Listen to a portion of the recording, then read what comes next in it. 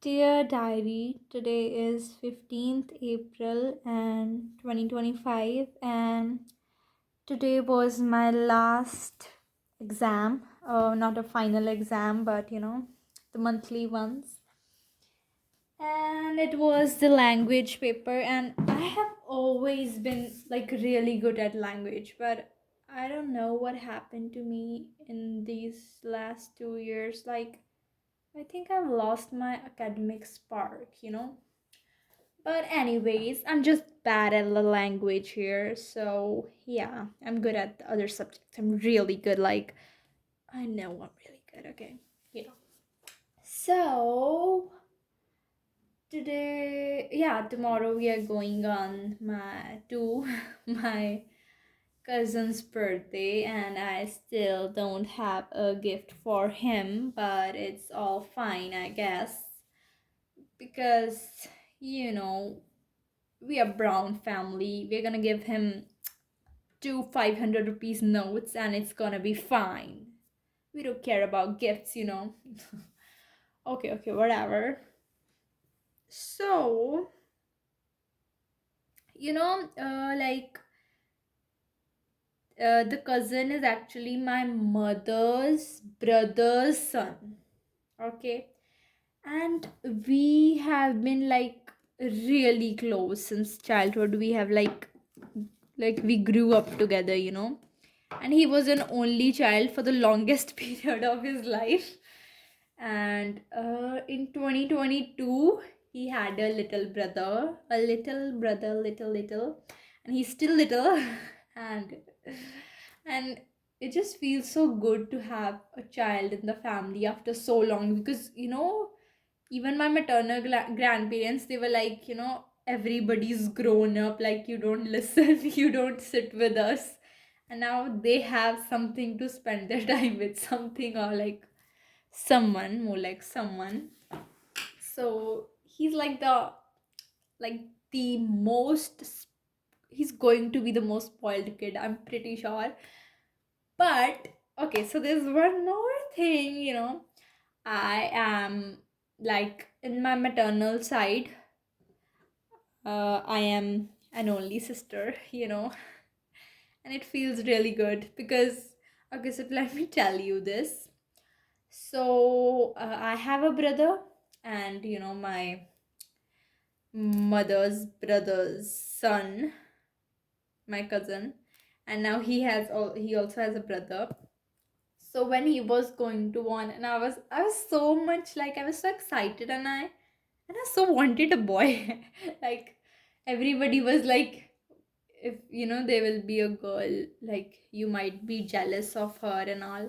And I actually wasn't like that. Like, I knew I'm not gonna be jealous of my own sister, even though cousin. Like, I love girls, but I just wanted a brother, one more brother. Like, they were not, two were not enough.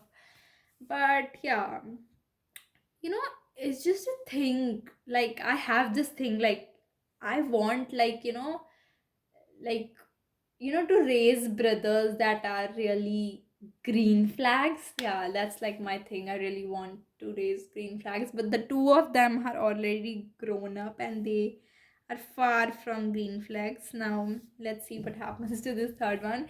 And he's not just spoiled, he's also like the most sincere child, let me tell you. Like, he's academically good, only he's 3 years old, and he just, I mean, everybody in the family thinks that he's so intelligent. Like, he's a little child. So everybody thinks that he's really intelligent, even though he might not be, who knows. But yeah.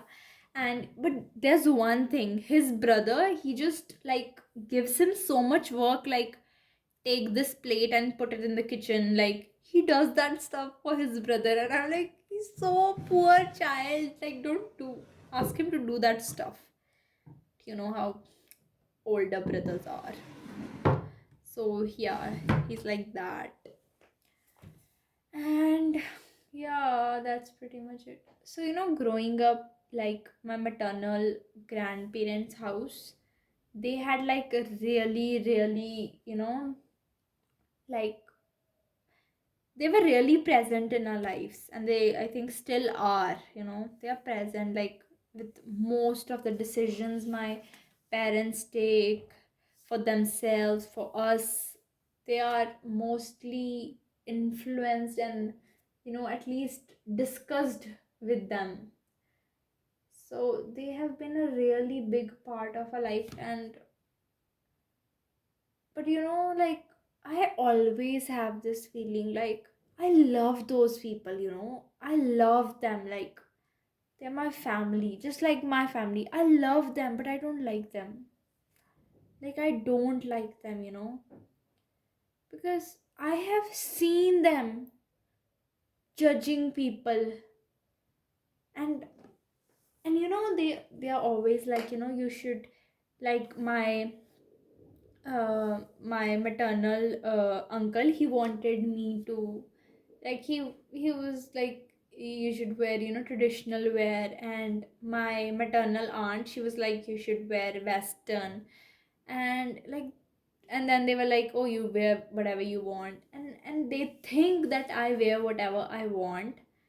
But except that's not the truth, because how could I wear the things I want to wear, like shorts and all, when I know how they judge the people who wear that things, like, I don't know, it's like they've trained me, in such a way that this is what you're going to wear subconsciously, even if, like, but on the outside they have, these things that, we never asked you to wear anything. We were like, you were given your choice, like.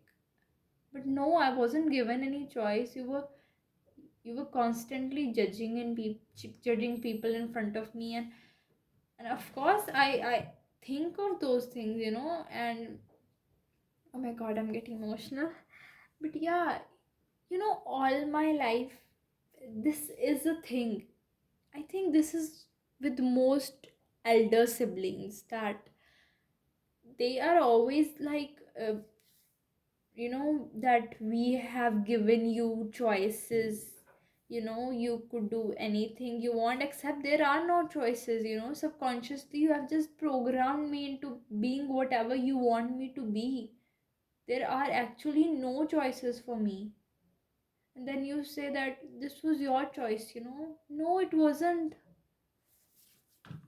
Like, even if it came to my career, I'm not saying that I was forced into fashion. Like, who is forced into fashion, But the truth is, it was the closest thing. And, it was a silver lining, that, not a silver lining, the word I used is wrong. It is like, it was on the brink.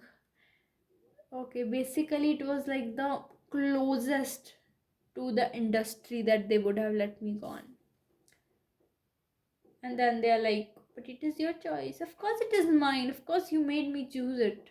I don't hate fashion. I love fashion. Of course, I took it. That's why, But there are other things that I love too. And I'm not saying I wanted to take them professionally, but I would have appreciated if you would have, given me options. But, anyways. And, like, okay, whatever. Okay, bye. Love you.